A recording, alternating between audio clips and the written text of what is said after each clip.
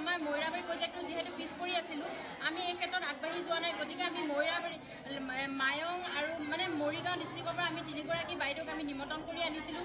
যিহেতু এই বিষয়ে আমি নাজানো, গতিকে তেওঁলোকে আহি আমাক সেই ক্ষেত্ৰত অৱগত কৰি দিছিলে।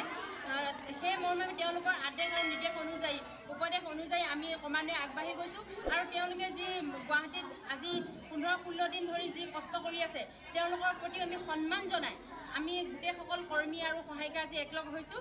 যিহেতু আমাৰ দাবী এটাই আছিলে, ন্যায্য দাবী, আমাক প্ৰাপ্য আদায় দিব লাগে, আমাৰ যিটো পাবলগীয়া সেইটো দিব লাগে, কাম কমাই কৰিব লাগে। কৰ্মক আমাক বেছি দিছে, কিন্তু আমাক মাননি কমাই দিছে। গতিকে মাননি সলনি মজুৰি দিয়ক, এইটো উদ্দেশ্যে আমি আজি গোটেই কৰ্মীসকল বহিছোঁ আৰু তেওঁলোকৰ প্ৰতি সন্মান জনাইছোঁ। ইয়াৰ পৰাই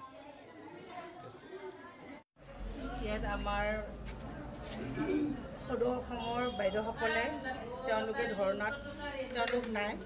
আমি যদিও সদৌ অসমতে আছিলোঁ, আমি কাৰো বেনাৰ তলত যোৱা নাই, কিন্তু বাইদেউসকলে এই আন্দোলনটো কৰিছে অসম ৰাজ্যিক অংগনবাদী কৰ্মী সহায়িকা সন্থাই।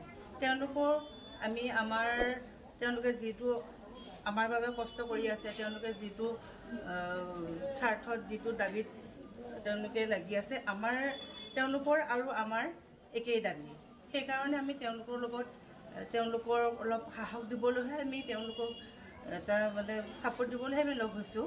কিন্তু এইটো নহয় যে আমি সুকীয়াকৈ এটা সন্থা পাতিম, এনেকৈ নহয়। আমি সকলোৱে একেই, আমি য'ত আছোঁ আমি ত'তেই থাকিম। কিন্তু আমি এই বিপদৰ